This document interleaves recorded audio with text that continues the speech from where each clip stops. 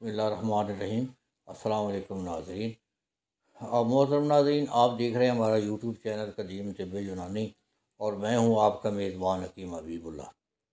آج میں سوزاک کے بارے میں بات کر رہا ہوں۔ بہت زبردست نسخہ ہے سوزاک کا۔ یہ بیماری آج کل عام ہے، یہ غلط کاریاں وغیرہ کرنے سے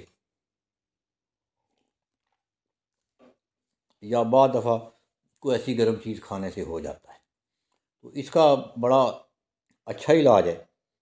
تو نسخہ سن لیں: ریون چینی، کلمی شورا، جوخار، زیرہ سفید، چھوٹی الائچی اور پھٹکڑی سفید۔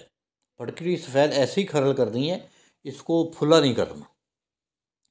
یہ برابر وزن صفوف کر لیں۔ 5 گرام صبح و شام خالی پیٹ دودھ کی لسی سے، یعنی آدھا گلاس دودھ کا اس میں پانی ڈال لیں، اس کے ساتھ یہ 5 گرام صبح و شام لینی۔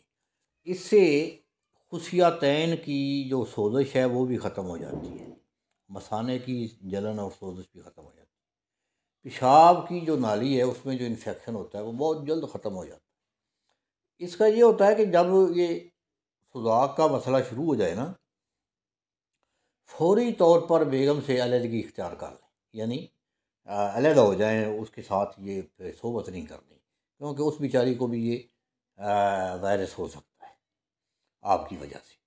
تو